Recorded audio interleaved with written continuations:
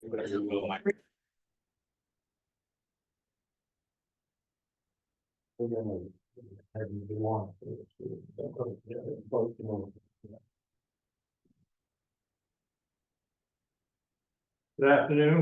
Welcome to Coastside Fire Protection District Board of Directors Special Board Meeting, November 20th, 2024.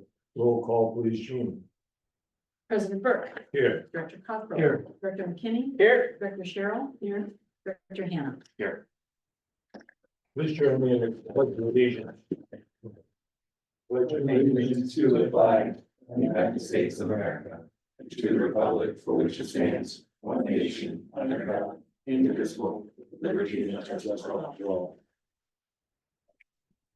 Is there any member of the public who would like to address the board at this time? Hearing none, we'll close the public comment session and move on to the consent calendar. I note in the consent calendar, Director McKinney is asked to be recused. With that, do we have a motion on the consent calendar? Moved. There's moved and seconded. Roll call, please, Jean. Director Cockrell. Yes. Director Hannah. Yes. Director Cheryl. Yes. Director Burke. Yes. Sorry, President Burke. Yes. Motion Thank you. passes 4-0-1. I'm sorry. Get it together, Jean. I just It's the negative ions. Because of the weather and some other activities, we're going to change the agenda just a little bit to accommodate a few people. And we're going to take up under new business first, the review and discuss a presentation by Foster and Foster regarding options for addressing unfunded CalPERS liability. Chief Cox, did you wish to introduce this? Thanks. Yeah, this is actually, 3 or 4 months old now. The board had asked for a study to look at the options for the unfunded liability for CalPERS of previous employees. Foster and Foster was recommended to us, and Doug Pryor had been working for the last few months on this and is here to give us a report on his findings. Great, Yeah, you're welcome to come up here. yes. I know it's a bit daunting, but podium. So good to be here today. Kind of a lengthy document, but I'm gonna try to keep it concise here and to run through some key points. And then hopefully open it up for asking questions, or if I go along, you've got questions, please by all means speak up. So who's controlling the? You can just move forward to the first slide. Or slide one, thank you. So, you know, a lot of what's going on with CalPERS is all about risk, right? And a lot of that risk is with respect to investment returns. This has a summary of, you know, over 20 years, 25 years of investment returns noted by the green line there. So you can see the extreme volatility. The last couple of years have been okay. 2024 was the, if I remember right, that was this 6 point, the exact number, 5.8% return in 23 and 9.3% in 24. So we have a couple of good years. But overall, if you look at the red line, that's a 10-year rolling average. So you kind of see what all that boils down to. And we'll kind of come back to investment volatility when we look at where we think things are going to go in the future in terms of your contribution. So we could jump forward to slide 9 and really kind of jump through this. One more, I'm sorry, bottom slide 9. Thank you. So as you know, this plan is closed, right? You only have inactives. What that means is you have the final column there, June 30, 23, which is the last CalPERS report that was issued. 62 retirees are receiving a benefit under the plan, and you have another 30 plus that are due a benefit but haven't started receiving them yet. Okay, so overall annual benefits about $43,000 is what's being paid. I said you have no actives, as you know, so it's a closed plan. You go a long ways out in the future. I know, unfortunately, the reality is, you know, most of them will have passed away, but we're talking about a long ways in the future, right? So despite the fact that this plan has been closed for a long time, it's gonna be around for a long time too, right? And you continue to be making payments to CalPERS for quite a while. Let's take a look on a couple of slides later on where the unfunded liability is for this on slide 11. Okay.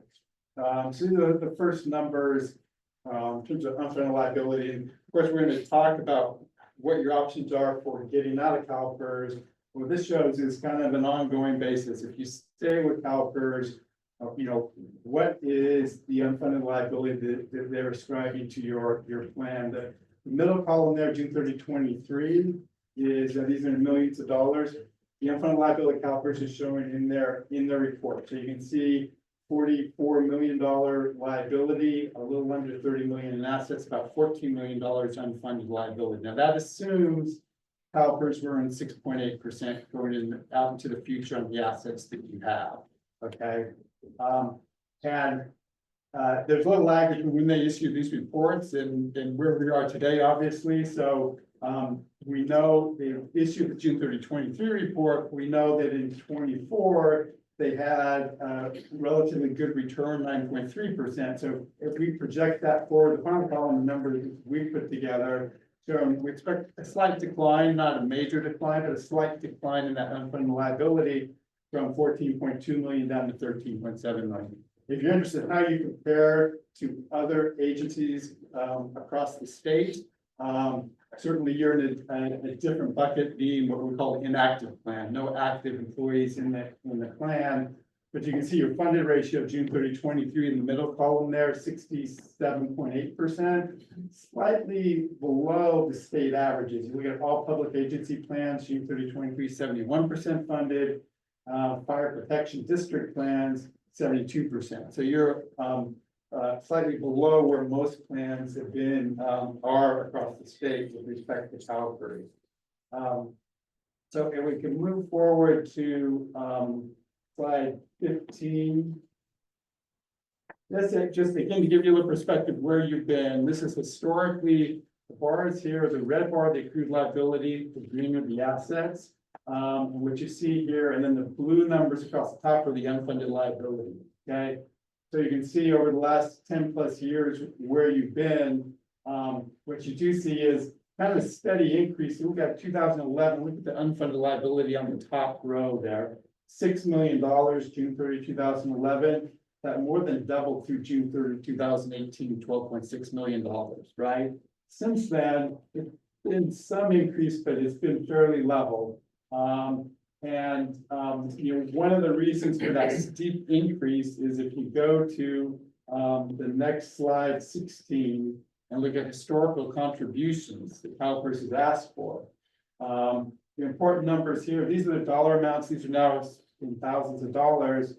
But the blue numbers here are how many years CalPERS had the amortization, how many years were used to develop the amortization payment. So you go to the right side, fiscal year 26, CalPERS is recommending a contribution. It will pay off your unfunded liability over a 9-year period.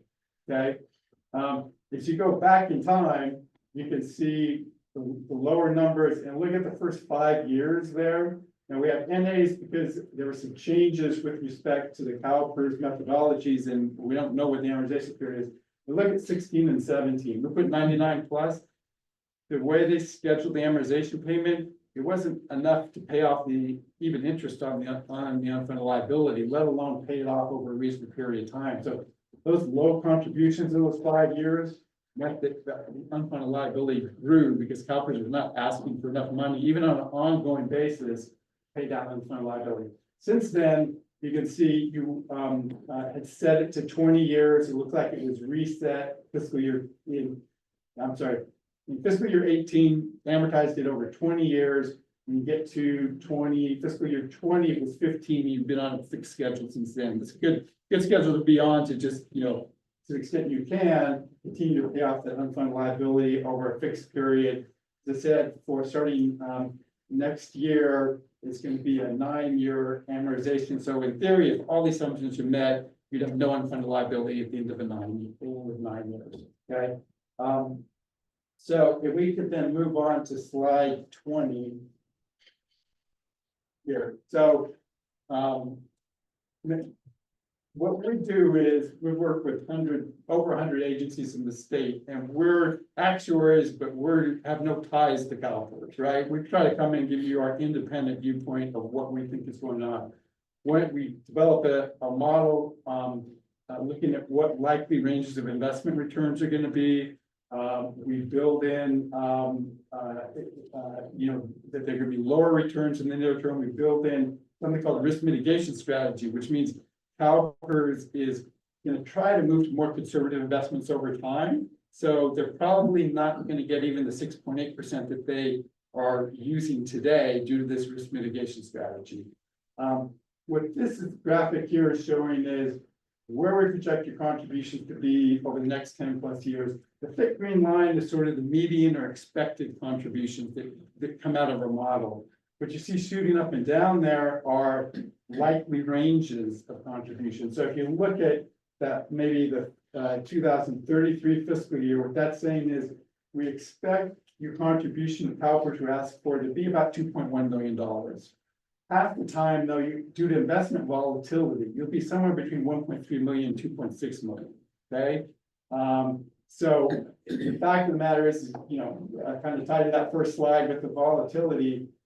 That's the key driver. What's going on here is the variation in investments. And you can see that going forward. Unfortunately, you can't sort of, you know, there's not a tight range there. We can't tell you, well, we really know you're going to be between, you know, 1.9 and 2.1 million dollars. That would be great news. Be a lot of money, but it'd be good to know. Problem is, you can't plan going forward, right? There's a lot of volatility built into what's going to happen going forward. We do this for all agencies, this graphic, to give them an idea of where things are expected to go. In your case, I think this also gives you kind of like a benchmark, right? If you do nothing, this is likely where you're going to be in the future, okay, in terms of what CalPERS is going to ask you to contribute.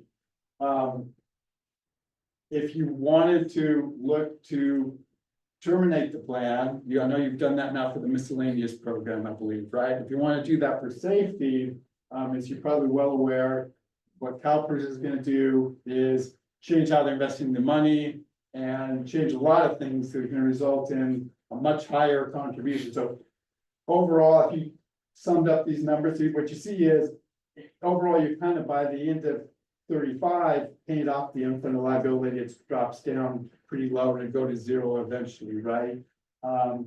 If you added all those numbers up, you're not getting anywhere near the number we're going to see in a little bit, $30 million, right? And that's because these are what CalPERS is going to expect it to earn roughly 6.8, maybe a little bit lower. That's a lot more than they're going to calculate your liability if you go to terminate your relationship with them. So let's talk a little bit of the plan termination 2 slides later.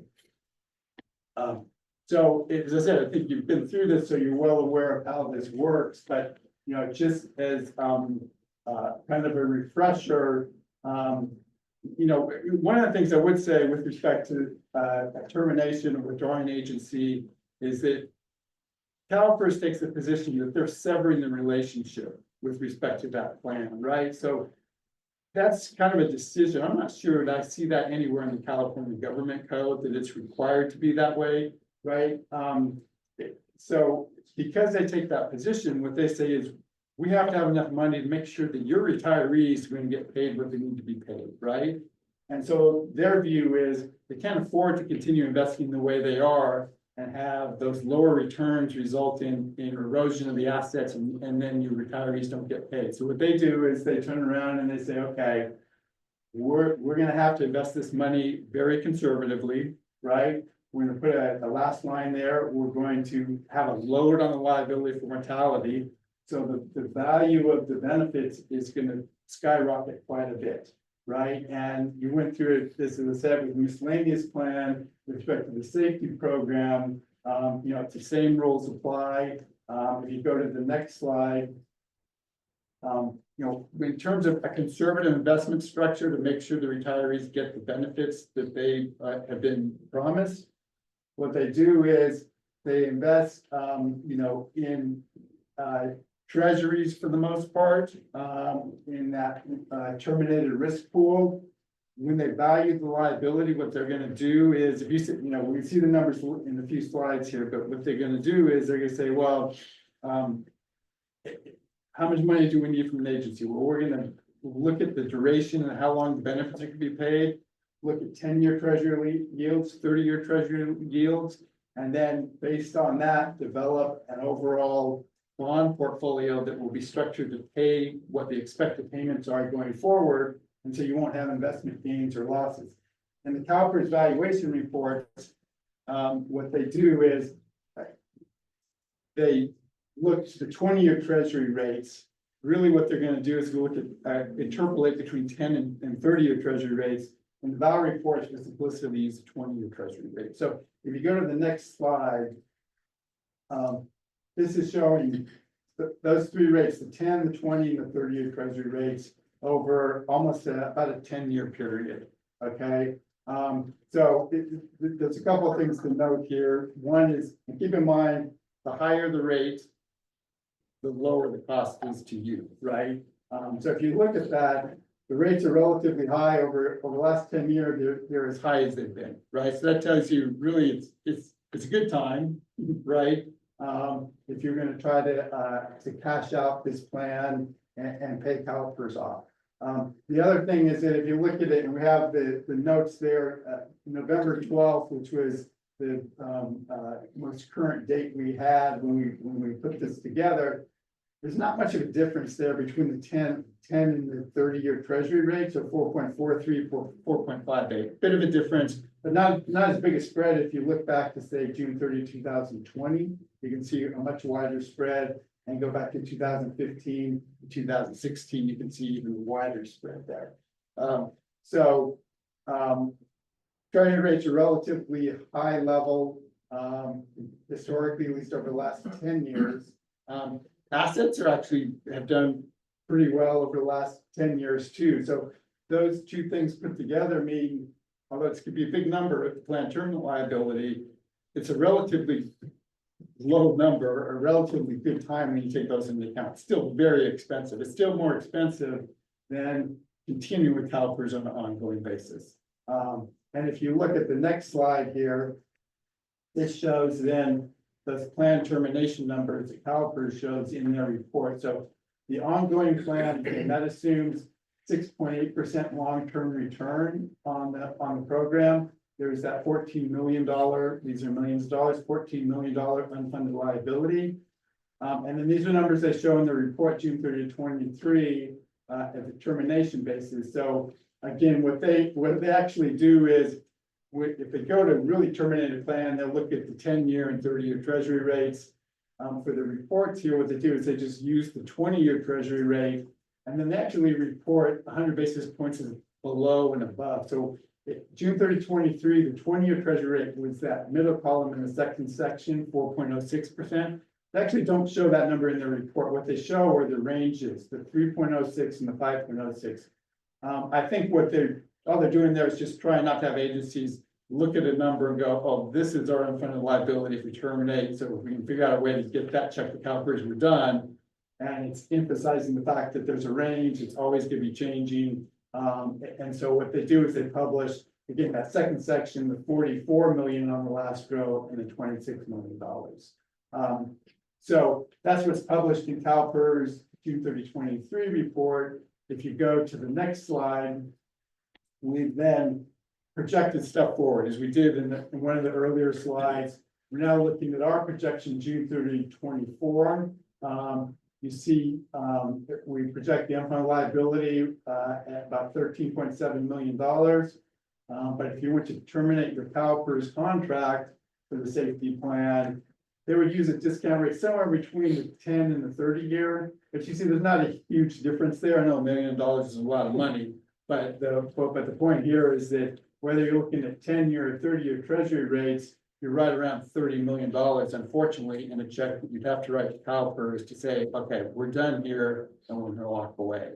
So as I say, we do a lot of work with agencies across the state. There are very few that can look at those numbers and even contemplate a possibility down the road of paying CalPERS off, right? The comment I made is, you know, it's like the mafia. Once you get in, you never get out because you can't, right? You don't have great options to get out here, right?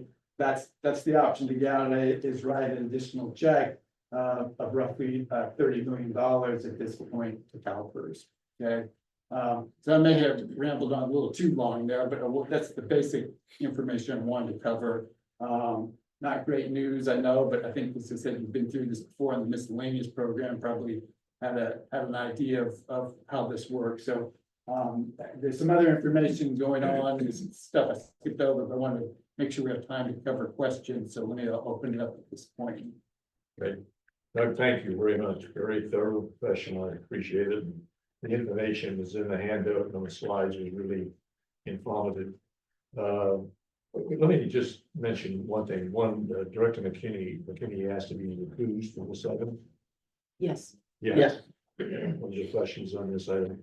The other thing, just to make sure that nobody gets overly nervous, is that there's no attempt to change anything with employees' retirement plan, zero. This is just a study to see how we can, if there's a way to do the payments more effectively than we're doing it now, but we're not changing any of the retirements, so that is not one of the things. It's just an effort to improve the retirement. With that, questions and comments? I think while we're thinking about it, I just say clearly there's no silver bullet. There's no easy way to do this. And in our case, we have a large capital improvement program going on with a new building, which we're certainly going to be involved with that over the next couple of years. So any attempt to do anything dramatic with HERS is probably a longer range situation than certainly anything we're going to do in 25 or 26 to do it. We knew and continue to know that our ratio of your liability or funding is 68 to 70% in that particular area. I suspect that's what it's going to be in the one of the questions of a number that I might ask you is that someplace in the year that you didn't touch upon, you certainly encouraged us that the benefit of staying with CalPERS is very prominent. But a lot of companies or individual districts apparently have gone on to a 115 trust. What is the advantage of doing that? Is that something that we should consider? Yeah, so the 115 trust is done as a supplement to the CalPERS program, right? What the 115 trust does is you have your money with CalPERS, you then set up a 115 trust, which money goes in there and can only be used to pay CalPERS eventually. So it's not like an internal service fund or internal fund that you can take money out of. It's a supplemental 115 trust can only be used to eventually send money to CalPERS. So you might say, well, why do you do that then, right? If it's eventually going to go to CalPERS. And the primary reason is because when you give more money to CalPERS, what happens? So suppose you go, well, we want to pay this down. Let's forget about terminated, right? You say, well, we've got this unfunded liability, $14 million. We want to pay this down. If you give more money to CalPERS, you're then under their restrictions in terms of what you have to contribute in the future. Okay, and so the 115 trust essentially gives you budget flexibility. So what happens is a lot of agencies will set up a trust. You can call it a rainy day fund, right? It's giving you're putting money into supplemental trust so that if those bad years eventually come to fruition, you end up with much higher rates down the road. You have money set aside in the supplemental trust to sort of transfer over when the contributions go really high. So it's really budget flexibility is the main reason agencies do that. Would a good analogy be that we have a healthcare trust with ours for the healthcare of our former employees? What you're describing with 115 trust, is that similar? It's actually the same code section, but aside from that, it's different. Both of those are section 115 trust, but they're kind of very different. The OPEB trust can only be used to pay benefits to your retirees for OPEB benefits, right? And 115 trust is just kind of a dual trust along with CalPERS that can only be used to essentially either send money to CalPERS or reimburse the district for payments you make to CalPERS. So if you're, as I said, if your contributions to CalPERS, if we're wrong, right, and CalPERS has some really poor investment years and the contributions skyrocket, you would have a reserve there to deal with that. And without digging into the the district funds. So we would be paying into our own plan to pay into another plan. Yeah, essentially, the problem with CalPERS is, we don't have a graph on this, but if you give money to CalPERS, if you look at those trajectories, they don't have any flexibility. If you suppose you said, okay, we have, pick a number, $5 million, and you give that to CalPERS next year, right? And they have really poor investment returns after that. They're gonna say, well, you're on that fixed schedule, the 8, 9 years, 8, 7, you're on that. You get 2 years down there, 3 years down the road, you're at, say, 6 years, you've given CalPERS a bunch of extra money, and now they have 4 years, they're gonna say, no, you have to pay a 6-year payment. We can't extend you. Okay, so they don't have any flexibility there, unfortunately, in terms of how you pay it off. So that's the problem with giving money to CalPERS, is that you're tied to, as I said, how they're gonna require you contribute in the future. The 115 trust gives you the ability, the flexibility that you want. The other thing it does is you decide how the money is invested, right? CalPERS, we have a slide back there on how the money is invested with CalPERS, but you don't have any say over that, right? If you send extra money to CalPERS, that's how it's invested. With 115 trust, you determine the investment policy. So if it's in a 115 trust, we would determine when we would deliver it to CalPERS. Right. It could just stay there for years, and then some year in the future, we pay some of it towards CalPERS. That would be the choice. Right, Yeah. right. If you go back to, and the way it's usually, where we usually show is if you could go to slide 20. If, I talked about ranges, if, there's basically a decent chance you're on that upper level there, right? So, and you're going from $1.8 million contributions for this year, escalated to $2.7 million over about a 10-year period, right? The way the 115 trust is usually done is, it's you set money aside, and the policy would be, okay, if contributions go above $2.1 million, we'll start transferring money over to CalPERS. So we're only gonna pay $2.1 million to CalPERS, and anything in addition to that, the CalPERS asks for, we'll send from the 115 trust. Okay, so that's the budget flexibility that it gives you. Questions? Yeah, I have a couple questions, but regarding the 115 trust, you mentioned that the board would be able to direct how that's invested. What are the parameters or restrictions on that, or is it Yeah, investment choices? pretty wide range. I don't think there's anything, there's obviously, like, you're probably not gonna wanna go to, if you did it to 100% equity. Yeah, but there's no specific restrictions. yeah, So, I mean, yeah. getting 5 or 6%, as we know, I mean, PARS has standard options just with OPEB. They have like 5 standard sort of investment allocations you can use. CalPERS itself has a 115 trust that you can use. They have like these 3 standard options that are, diversified portfolios.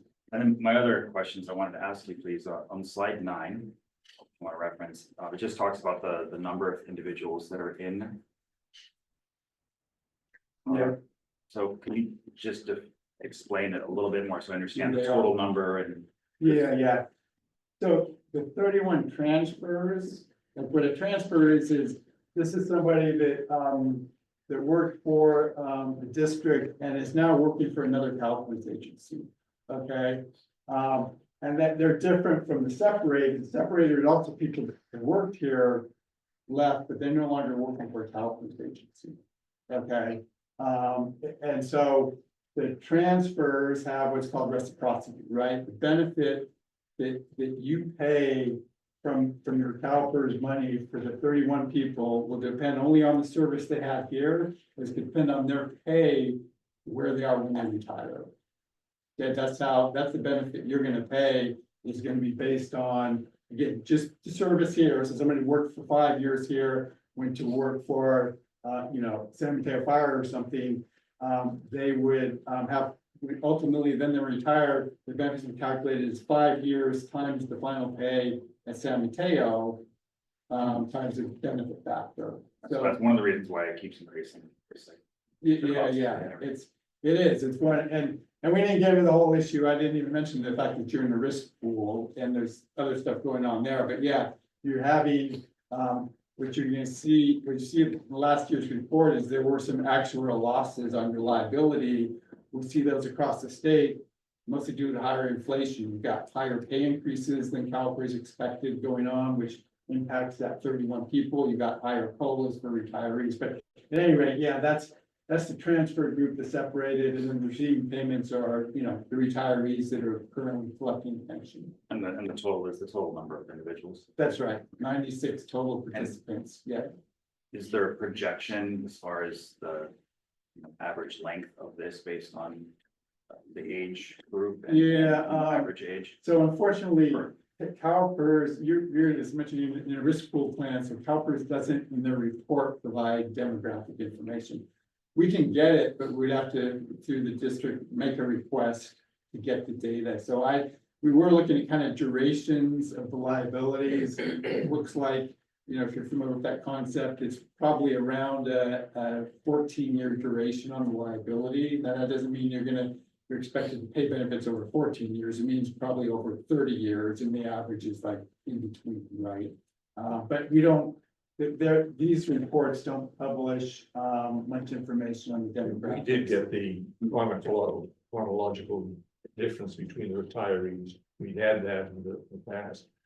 Can I just ask a related question on that? We're in an inactive pool, Right. and there's hundreds of people in it. We've got, whatever the number is, 62.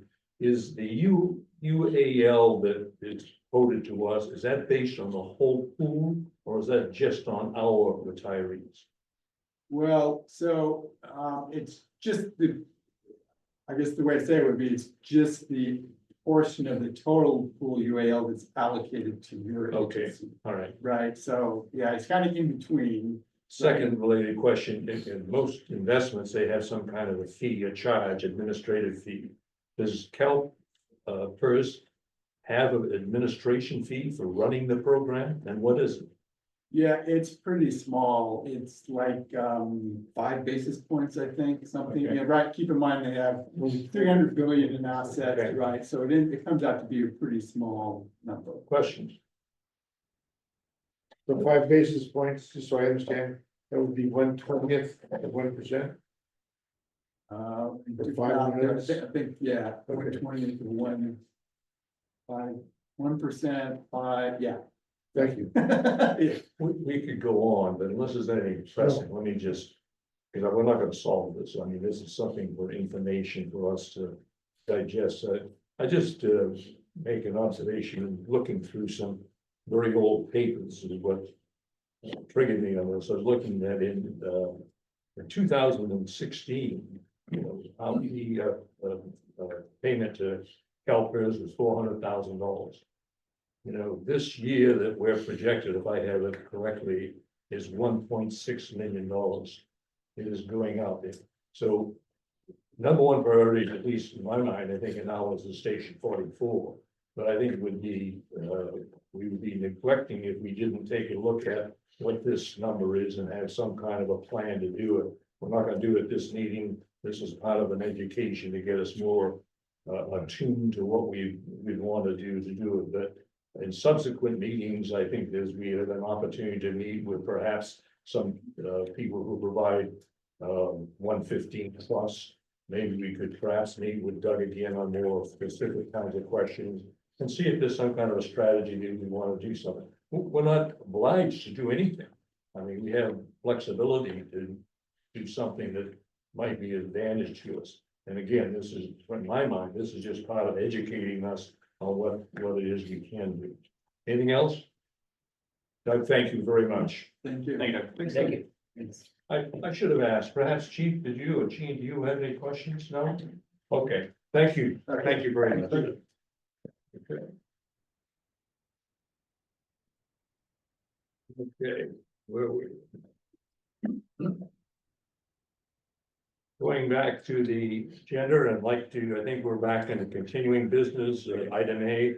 Resolution approving design plans and specifications authorizing bidding for the Station 41 Salt Lot Site Improvement Project, Chief Cost. Thank you. I'm actually gonna welcome up Sean Rose, who is working as our district public works consultant at the moment to report out on the next two items. If you can, Sean. Welcome. Sure, yeah, welcome, thank you, appreciate that, I didn't know if I'd blow away getting here tonight. Yeah, it was an adventure.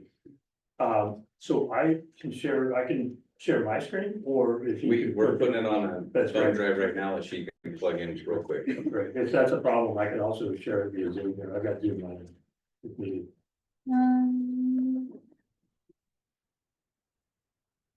You want to do 41 first? I think this is 41. Right? 41 Yeah, first. it's 41.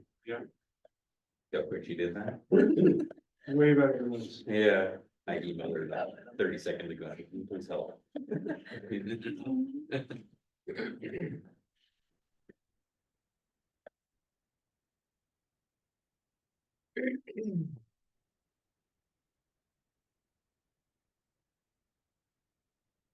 Okay, great, well, thank you, and so I've got some good information to share tonight about the Station 41 project. I think I've met everyone here, but my name is Sean Rose. I'm managing the Station 41 and Station 44 projects for the district.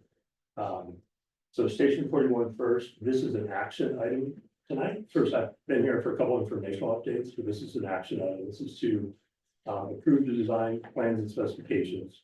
And then authorize staff to put the project out for construction bids.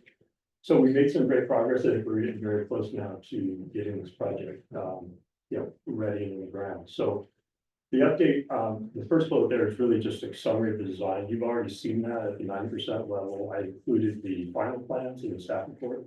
I can go over that if you'd like to. I can share my screen with the planner here. If you have any specific questions, and we could review them online, but I wasn't planning on doing that unless you'd like, and I can do that. So in summary, the design is this, the fire safe interpretive garden, including a bench, one bench at the bottom, meandering path from the bus stop up at Alhambra down to Obispo, near the corner there. And then signage, and the signage is interpretive signage throughout the garden as you travel along the meandering granite path. To talk about fire safety, and that's the interpretive element. There's also a large wooden fire district sign that will be in the corner there. Where today there's a kind of a fire safety sign, the red flag type sign, but that'll be integrated, that messaging with a new wooden sign there, of course. So that's the base project, and I'll refer to that later in the budget slide next. Think of that as the base project. That's the project that when we bid this, we're actually bidding it that way. So that's what we're calling the base project. There's no sidewalk work in that project. That's really the project that kind of we started with in the beginning. So that's what we'll be bidding with that way. For the sidewalk work, I think we've had a couple updates. I think you're aware that that was work that was initially requested by the county when we went in for permits.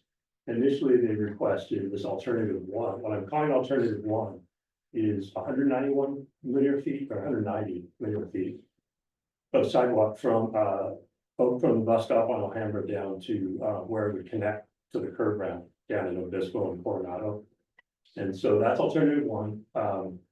That was something we looked at, and we looked at what the board gave direction and maybe started looking at cost sharing that work. So we did that, and in talking to county staff, they said, yeah, we are interested in cost sharing. After some initial discussion about that, they were open to that, but they wanted to expand the scope to match the Connect the Coast Side plan that they have for the area, which it actually also coincidentally, we found out later, dovetailed with the Safe Route to School plan for the area. So both of those plans basically envision closing the sidewalk gap from Cabrillo and Alhambra all the way down to Obispo, including the crosswalk.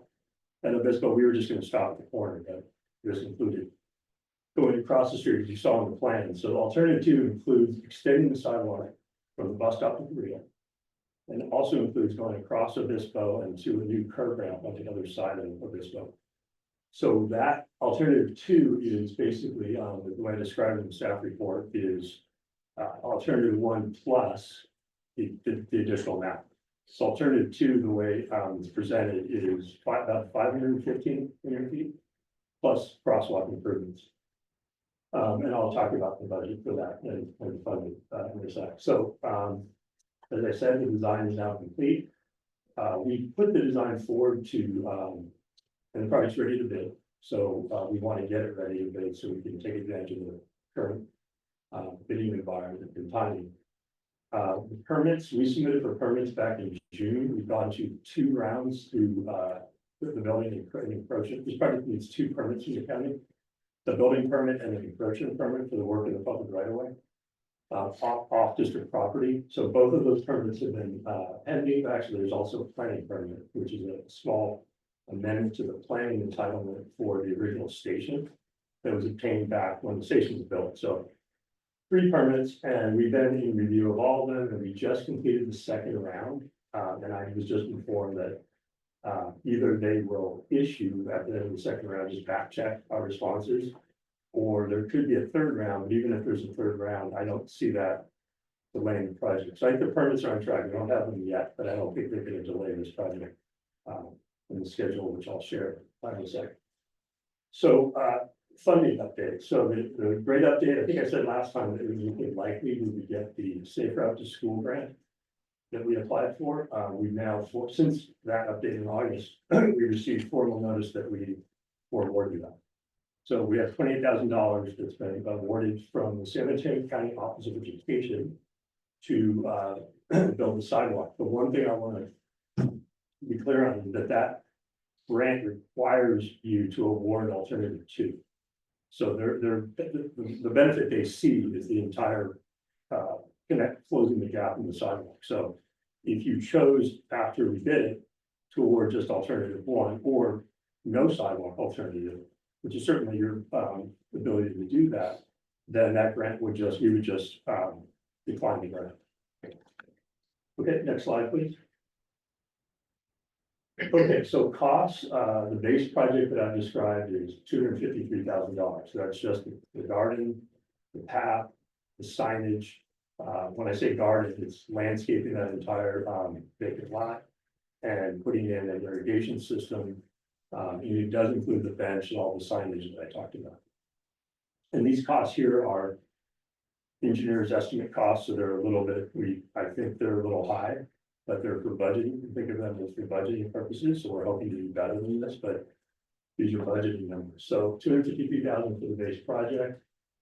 The alternative 1 sidewalk is currently estimated at $75,000. So if that were awarded, you'd have a total cost of $228,000. If you select alternative 2, which again is inclusive of alternative 1, so that's everything, that would be $473,000 total. Now with the grants that we have, so $28,000 from the Safe Route to School, the ADA funding we're waiting on still. That they're reviewing a legal agreement that district legal staff sent them, and we've gotten very few comments. The only thing they're waiting on now is they want to see us. They want us to bid the project, and then that pricing would be incorporated in the agreement. We initially asked them if we could just have placeholders for that and execute the agreement, but they wanted the actual numbers. So we'll bid the project, we'll get those numbers, and then they will, the expectations, they'll finalize the agreement. The amount I think we can expect to get, when we approached them initially, it was for a cost share. So I'm anticipating about 50%. So the 110 is 50% of the alternative 2 amount. So that's everything. It's 50% of the entire sidewalk across the floor.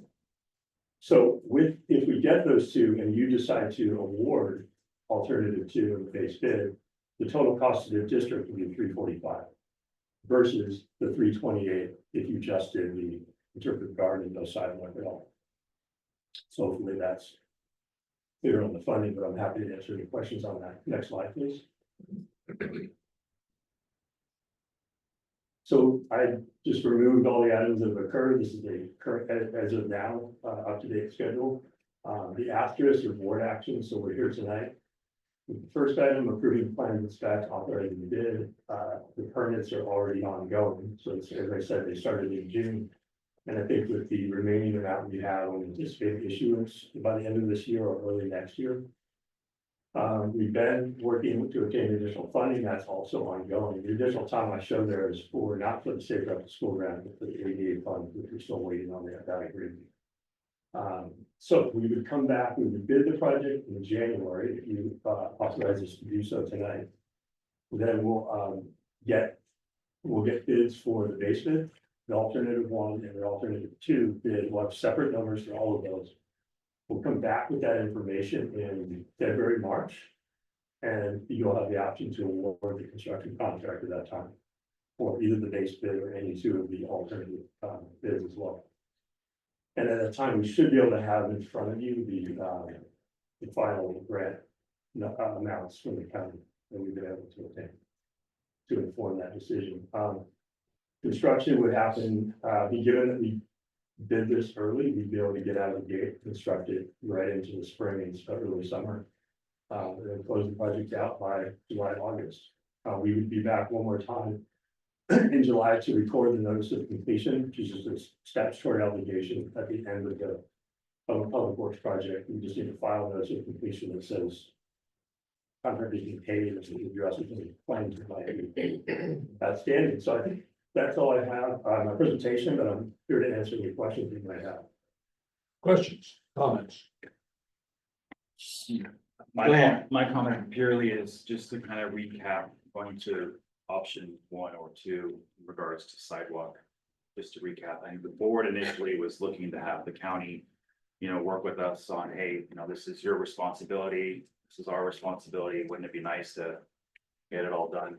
We struggled to get any traction for some time that direction. So then we started looking at other options, i.e. grants.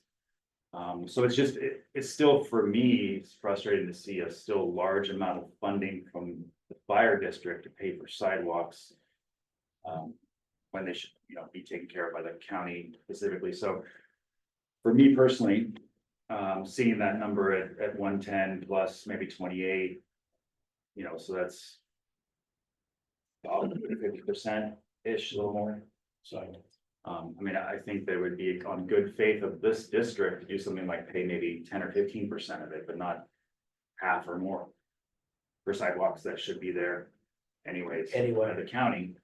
At the same time, we didn't want to do something without having it. It would appear that we didn't do our job, maybe if we just did the landscaping only and said, who cares about the sidewalk? So, but if we only did option 1, we wouldn't get any of the funding. That's what it sounds like. I don't know what the ADA one, but probably not. Yeah, we would not. I think the way that because of that, because of because of what we just said, I think we would likely be looking at the base bid or the whole. So all in, which is the ideal situation, not from a financial standpoint, but from a project standpoint, we would be spending about $90,000 out of our pocket to encourage the county to do what they should be doing. Which is, it's hard for me to justify that, right? The fire district spending $90K on something that may take them 5 more years to do, but they're gonna do it. So I don't know, that's my comment. I agree with Director Hannah that the fire district should not be providing funds that the county should be providing. And they're holding those 2 grants as carrots, try to trick us into going. But Look, I'll give you a but statement. I okay, agree with you, but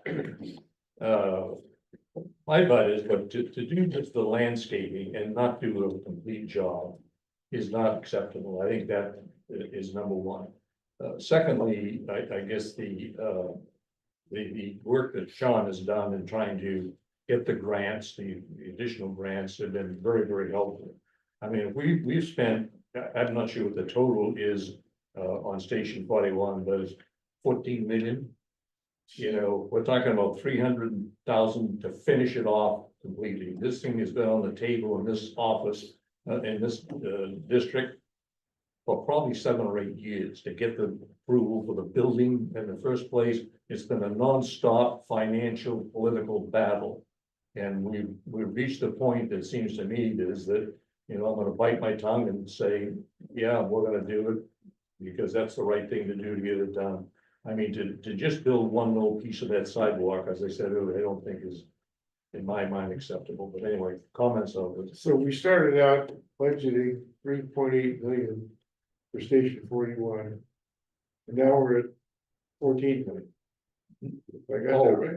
Oh, I don't remember Like that. way back to when we first, Oh, could be, I don't, But, yeah, yeah. we're not pretty, yeah, I you're right. remember those numbers, so it's been roughly doubling every year. Yeah. And so.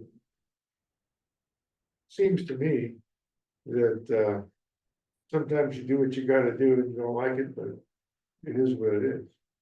And, Call politics.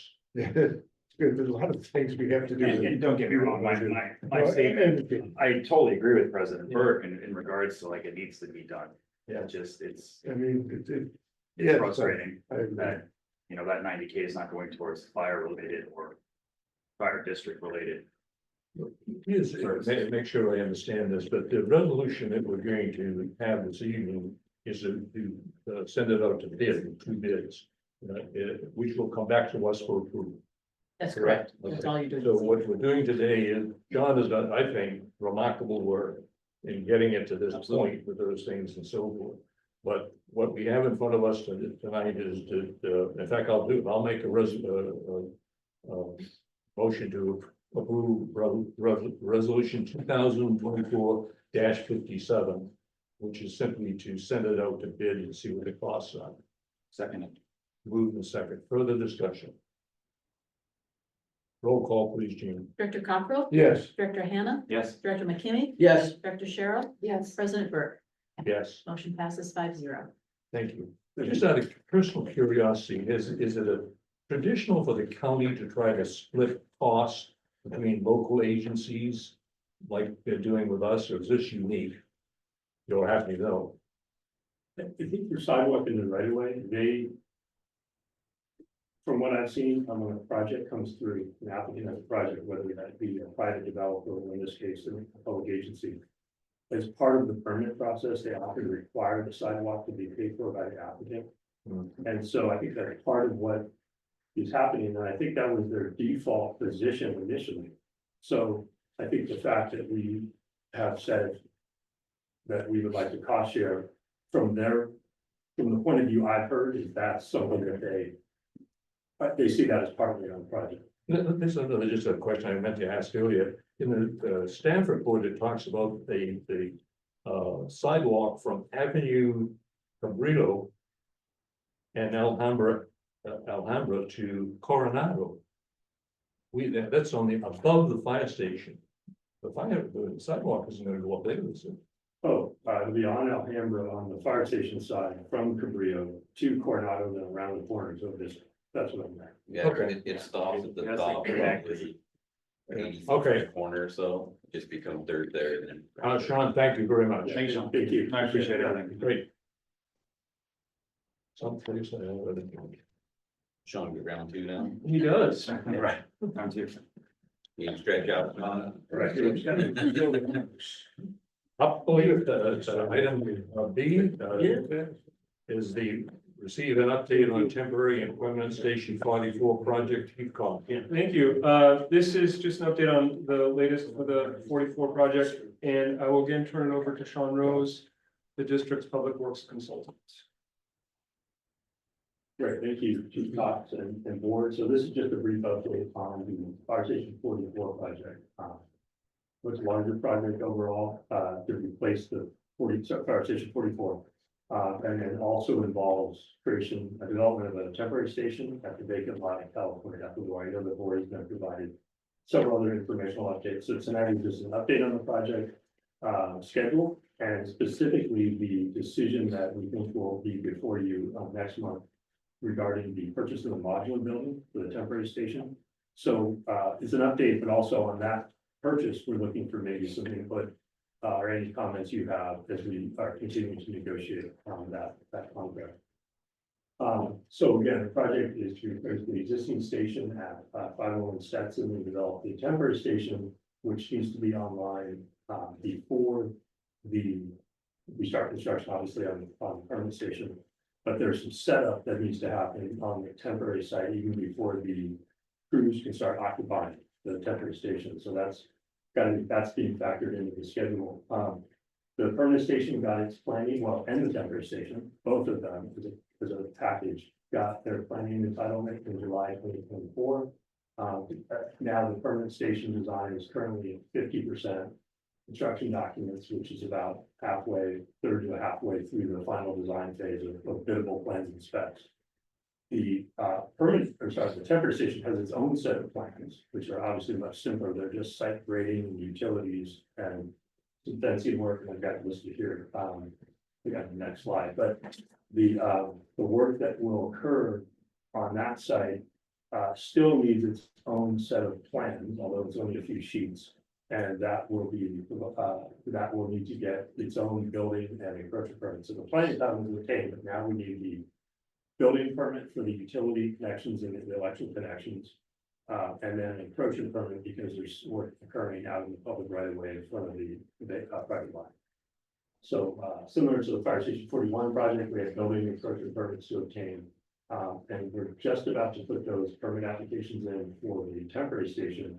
And we're still a ways away from doing that on the permanent station because that's a much bigger site plan.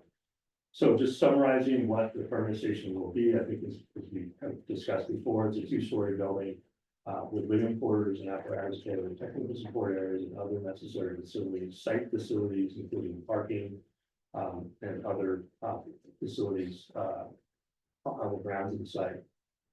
The temporary station is going to be fundamentally will be a modular building we talked about on that vacant lot. Next slide, please.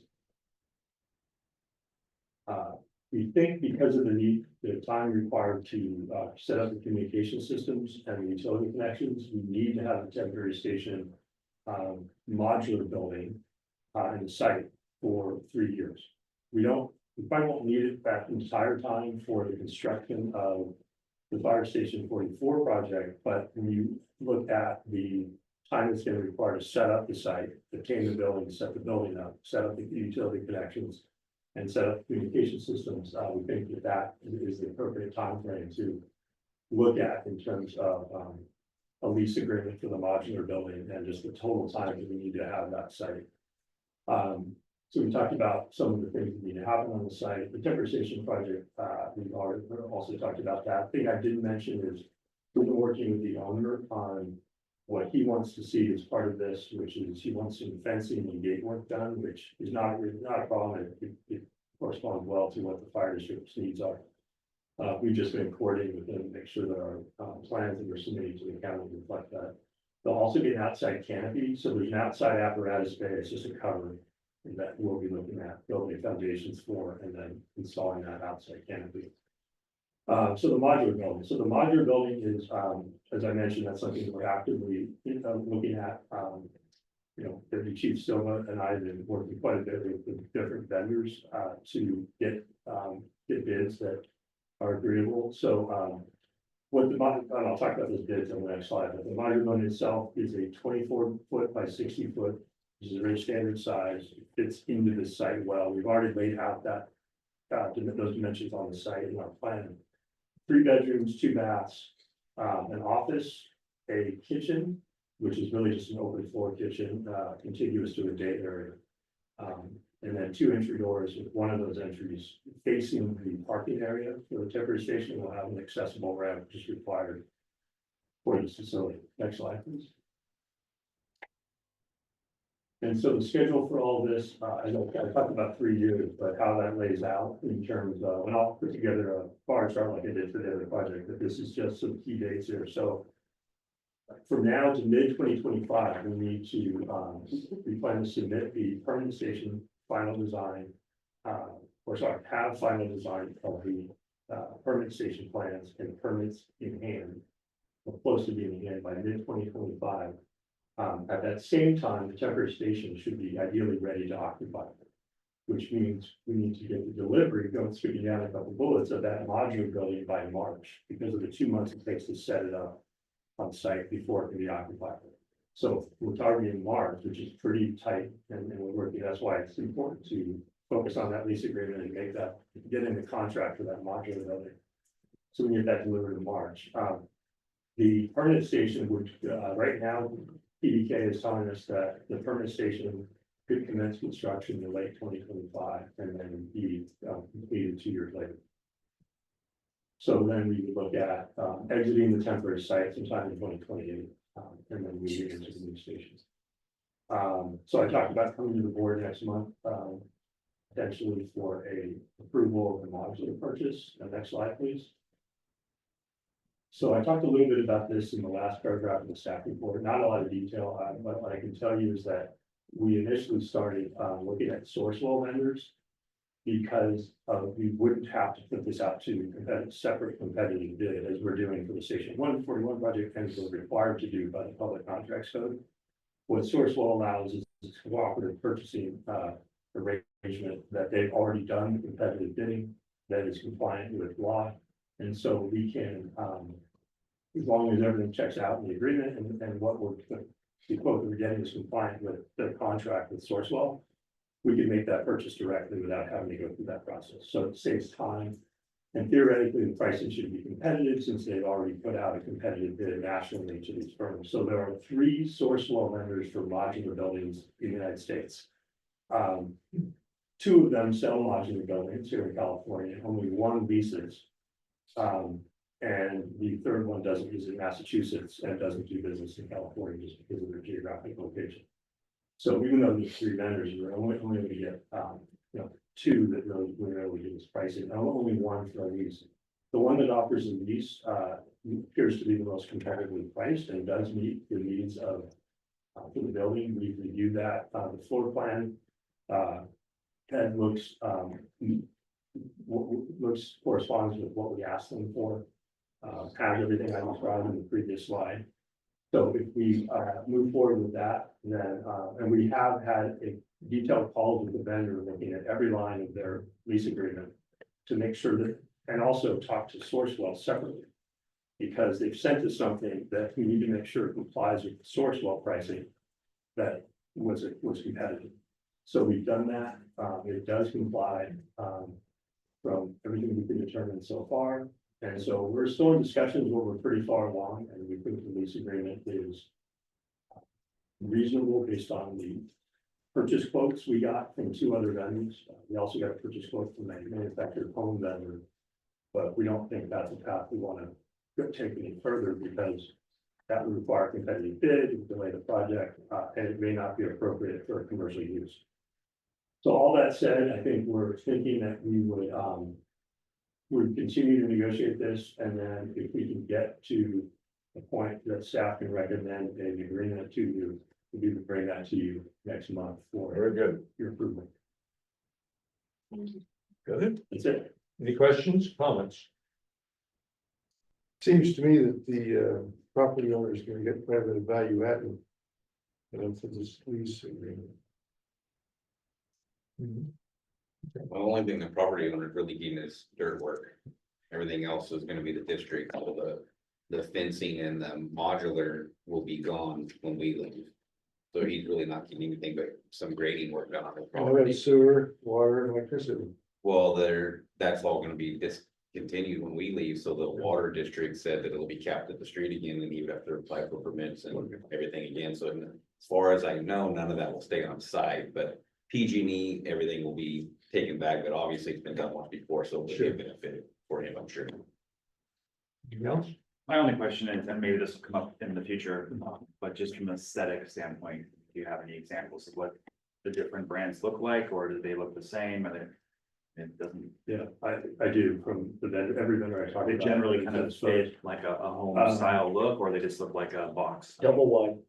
Yeah, but some of them can look quite nice. I Yeah, just sure. want to know from an aesthetic The perspective. interesting thing is that the Sourcewell vendors are all commercial modular buildings. So those have a very different look than the manufactured home look. So the manufactured home look, it looks fine, but it looks more residential. And you've seen those and you can imagine what that looks like. These are more, these have less relief and features in the architecture. It's more boxy, but it's also more, just has that commercial look. Sterile. Yeah. I mean, it's gonna be there for 3 years. Yeah. Behind the sheriff's station, it'll be visible from the street. I was just curious what it'll look like. Yeah, commercial modular, not, a commercial type of modular you might see in like a classroom, so more similar to that than a residential manufactured one. Look forward to seeing you next month. Thank you. Okay, great, thank you. Thanks, Sean. Yeah. All right, moving on, item. Update the district strategic plan. And it should be a copy of the current strategic plan that's in your packet. And, there's a couple of items that I'd like to suggest to put on and change and update the pending initiatives. But if there are any comments or questions or whatever that any board member would like to make on the mission, vision, values, that, but, you know, I just as a, well, I won't go there, it'll take too much time, I'll skip what I was going to say and just ask you again. Anybody, if not, I'll just go to the pending initiatives and make a couple of suggestions. And on the back page of the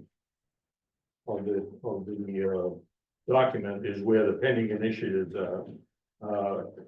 Under initiative, the 21 attain district of distinction, we've done that. And I'd like to, thank you. I'd like to just move that to the completed activities. We have actually done 22. We've had a presentation this evening regarding some of the options for paying down CalPERS, so that would be moved if we would to that as well. And I would say that on breakdown of fire station 44, I guess we just changed the date to 2025 because we chased the time to do that. So that would be my comments on those three to do it, just change the date, and the other two we've accomplished.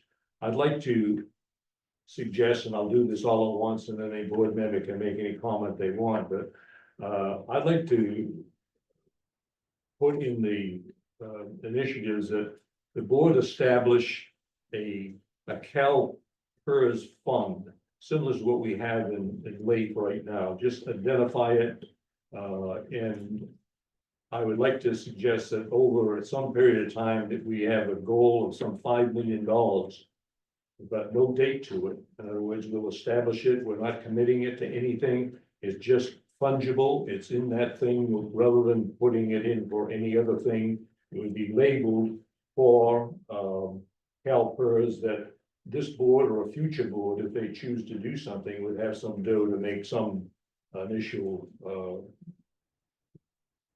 comments or action on a thing.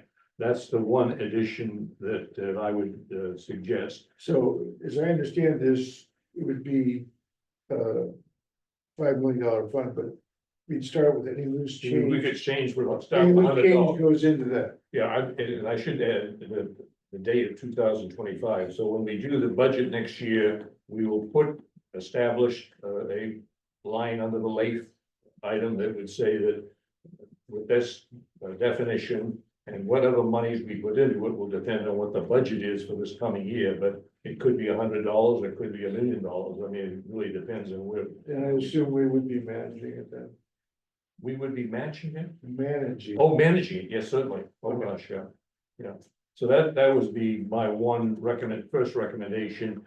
The second one was one that's come up a couple of times in the past, and I would like to suggest that we put on the initiatives that the board consider revamping or canceling the Coastside Fire Protection District Vegetation Management Program in 2025. It would just, as far as I'm concerned, I know the date is in the spring that we do this, I recall. I think it's time that some of the comments that we've heard as to the value of what that is has kind of shocked me, the lack of value of it. And I think it's time to say, you know, do we really want to spend the resources doing that? So that would be my second item to do. And I had previously talked about doing something with the parcel tax, and I've dropped that. I will not do that. I think we've got enough things to deal with without doing that. So that's my suggestion of those. Add those two items and leave it. Your comments or any suggestions? with the fund that you recommended, you just mentioned, your CalPERS, Say again? putting aside funds potentially. Would that be similar to what we discussed earlier, like a 115 trust or something like that? Yeah, That you know, is possible. Patrick, I just had this, I think that, you know, at some point in time, again, that we might want to talk to some people who run a 115 trust. See what their input is. Yeah.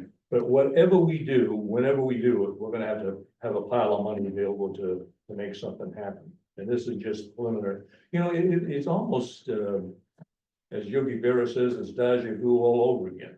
Because we did the same thing with the PAS. Yes. We put a little money aside, and I think it took us 5 years or so to get enough money to actually go into the healthcare trust that we have with PAS. And this, in my mind, is similar. We just, It'd be a PARS look like. yeah, Okay, yeah. And in fact, it could be PAS. okay. Yeah. But anyway, that's my suggestion. So instead of life, we would have, And ultimately, we could, if we chose, we could open up a 115 trust with PAS or some other company that runs 115 trust. okay, We could just pay up directly to CalPERS. We could have some choices to do it, but whatever we do, we need money, like most things.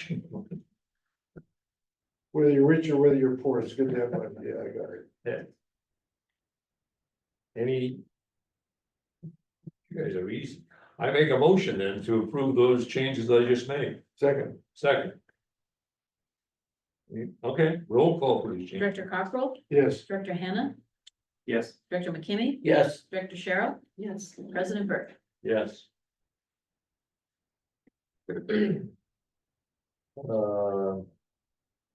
I believe we're at items, B under new business. Resolution approving district response to the 2023-24 grand jury report. Keep thoughts. Thank you. I'm gonna pass this one to Jean. Earlier this year, the civil grand jury made inquiries of all public agencies in the county about their internal control systems. Jonathan responded on behalf of the district, and then a report was issued. The report was referenced in your staff report. The grand jury has made 3 findings and made 3 recommendations. I won't run through them unless you want me to. We agree with those 3 recommendations from a staff perspective. And we have prepared a letter to respond to the grand jury, and if this is acceptable for you, we're asking that you approve the resolution, and we will be working with the auditors and probably coming back to you to discuss how to implement these 3 recommendations that we agree with. Thank you. Questions, comments? so just the three findings. Yes. I mean, is it too long to kind of brush over them real quick, just so I can read them, but is there anything that I'm missing? Or as far as what they found? They're basically looking for ways in which you can prevent waste and fraud, and looking at suggesting that you do some yearly examination of your internal controls and bring a report to the board on an annual basis and have the board bless that, and determine whether or not you think that the controls that you have in place are adequate or should be changed. It's basically what they're suggesting, and we're saying from a staff perspective, we agree with that, those recommendations. Any comments? You know, one of the things that, this is going to be a paperwork exercise. Staff's gonna do it. It kind of concerns me that, that we are putting a load on to do see if we got a problem. We don't know we got a problem. We're gonna see if we got a problem, and then we gotta write a report on it. And somehow or other, that just seems inefficient as heck, but I accept the fact that it needs to be done, but I've just got that off my chest. In fact, I don't know if there's any definition of what's an internal controls. I mean, there's no definition of anything. It's just a wide open, figure one out. Okay, I've made my point. And it's my question, it's like, what is this really mean? It's pretty. we get an interpreter, get this in English. It's a paperwork subject, if you will, and unfortunately that we're gonna have to do it, but and it costs money. We've had a couple of I'm sure a couple of members as well remember, we've had a couple of, grand jury reports that were just nailed us. I mean, they just pulverized me, and we deserved it. And, but they were very specific, you know, what we had to do and all that type of thing, and I just, that was helpful, in fact, probably saved the district in many ways, but this kind of vague, kind of subjective thing just as a. Well, it's almost that once they exist, they've got to do something. They can't do nothing until this is what they came up with. Which is a kind of a nice way of saying, it's just a whole lot of nothing, but they give us the paperwork. Do I have a motion to approve resolution number 224-56? Yes. Second, Moved and seconded, roll call please, Jean. Director Cockrell? Yes, Director Hannah? Yes. Director McKinney? yes, Director Cheryl? Yes. President Burke? Yes. Thank you. Motion passes 5-0. Moving on to item C of the new business review, discuss, and approve Coastside Fire Protection District actuarial study of retiree health liabilities. Chief Fox.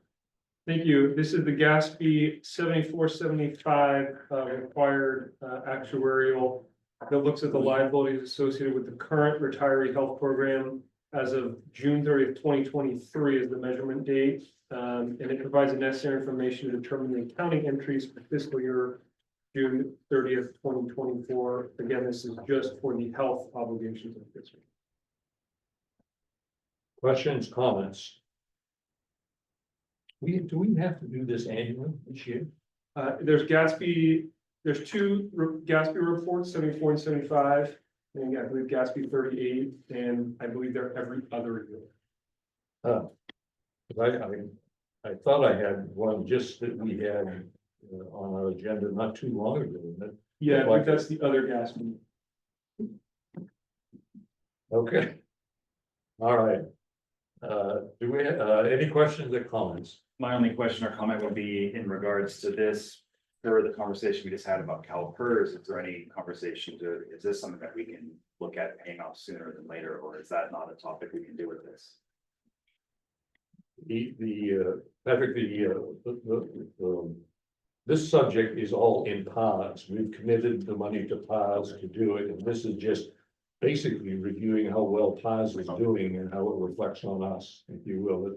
So if there's not an unfunded Yeah, liability. we're committed.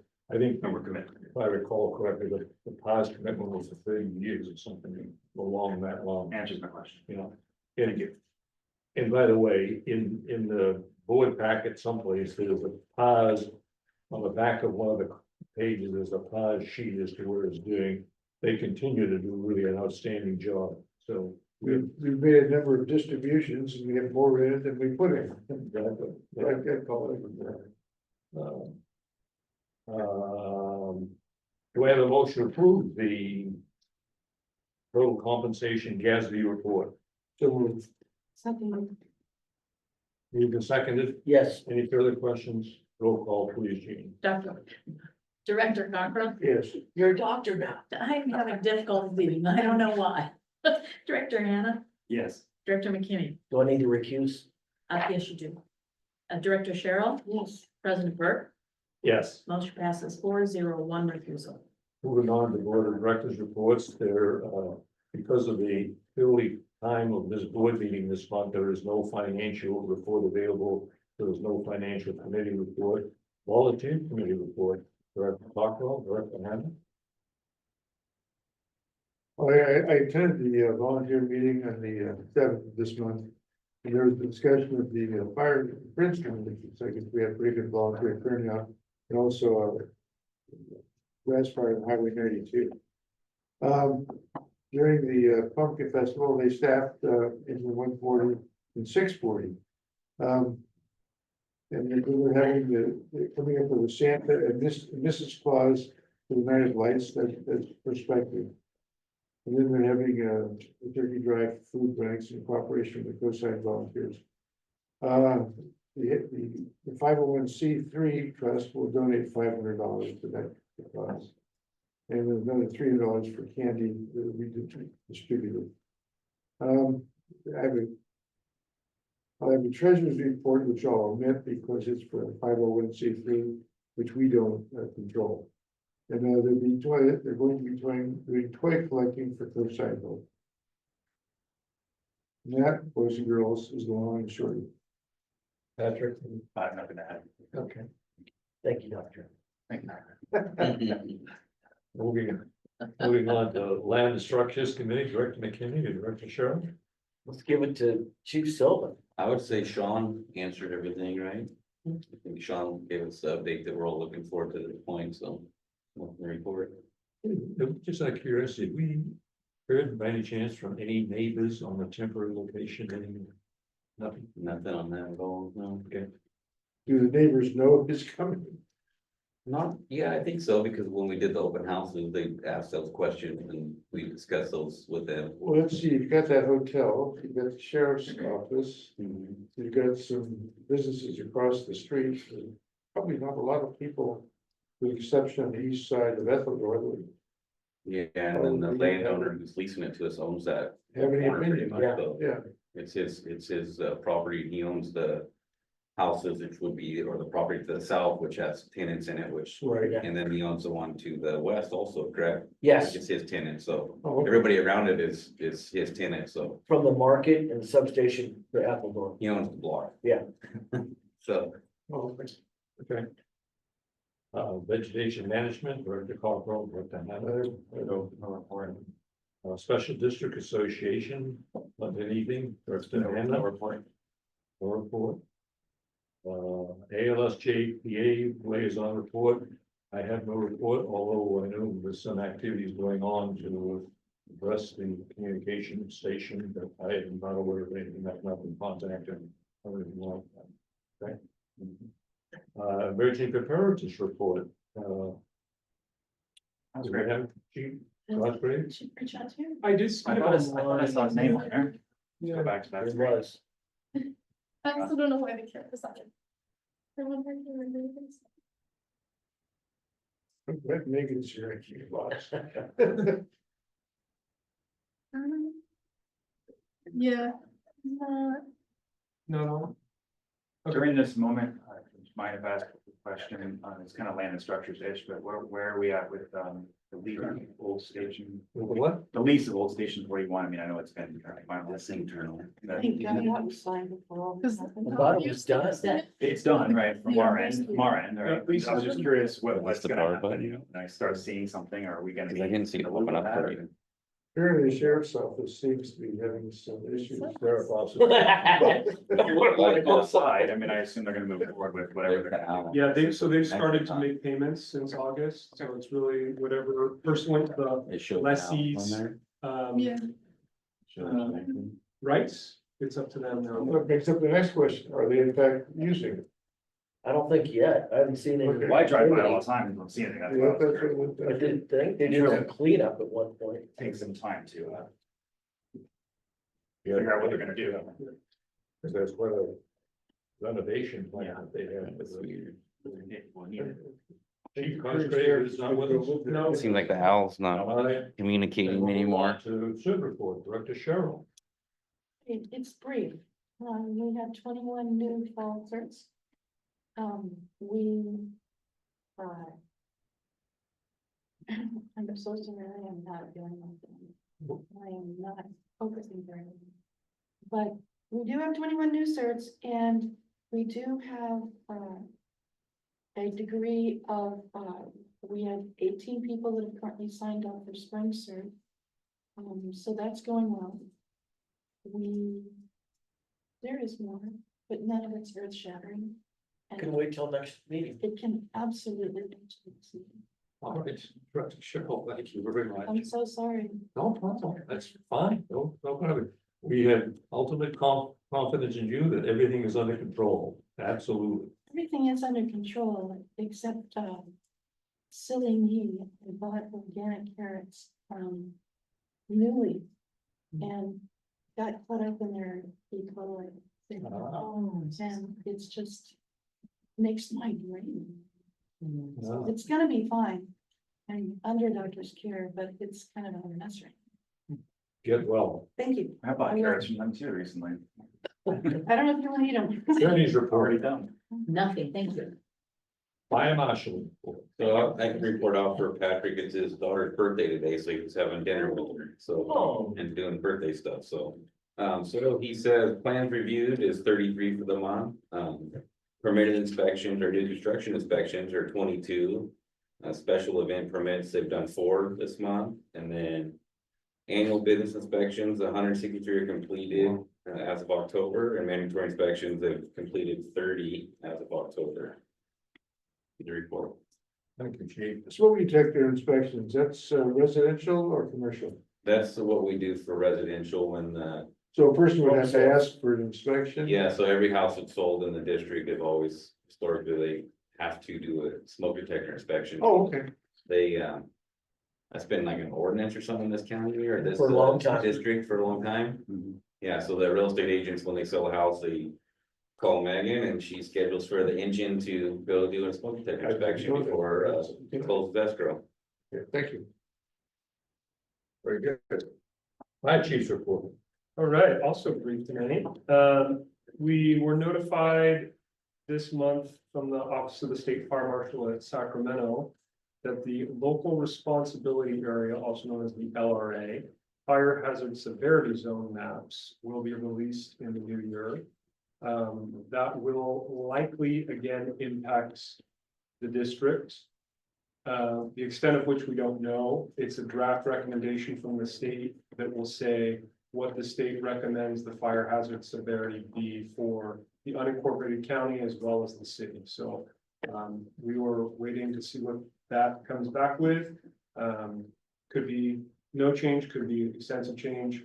What it really results in is the building code requirements in those areas are more restrictive. So non-combustible materials, different access, egress, addressing and whatnot.